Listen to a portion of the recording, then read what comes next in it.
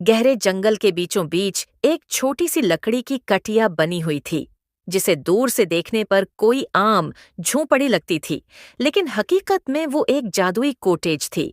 छत पर बेलें और जंगली फूल लटक रहे थे और दरवाजे पर एक चिराग झूल रहा था, जो दिन में भी जलता रहता था। जैसे ही कोई अंदर दाखिल होता, मंजर बदल जाता। फर्श पर चमकते हुए पत्थर बचे थे, दीवारों पर जगनुओं की रोशनी झलमला रही थी। कमरे के बीच एक बड़ी मेज पर जादुई किताबें रखी थीं और एक नर्म रोशनी वाले छोटे फानूस हर कोने में झलमलाते थे। इसी कॉटेज में 3 परियां रहती थीं।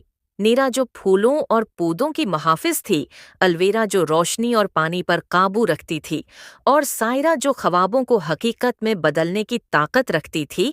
उसके अलावा एक छोटी सी जादुई बली लोना भी थी, जिसके बाल चमकदार सफेद और आंखें नीली थीं, और वो हर परी के साथ रहकर कॉटेज की हिफाजत करती थी और खतरे का एहसास पहली मर्तबा महसूस कर लेती थी।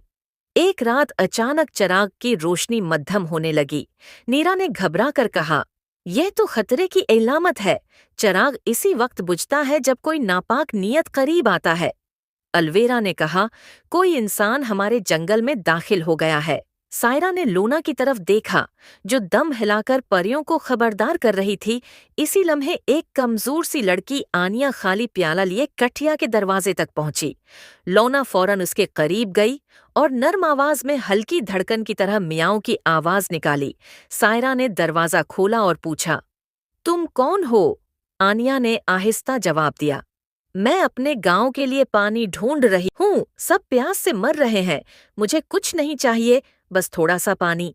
ये सुनते ही चिराग दोबारा रोशन हो गया और लूना ने खुशी में अपनी दम लहराते हुए परियों के उर्द-गर्द दौड़ लगाई। नीरा मुस्कुराई और बोली, यह लड़की सच कह रही है, इसके दिल में लालच नहीं। परियों ने मशूरा किया और सायरा ने आनिया को एक जादुई प्याला दिया, जो सिर्फ नेक नियति से इस्तेमाल करने पर पानी देता था।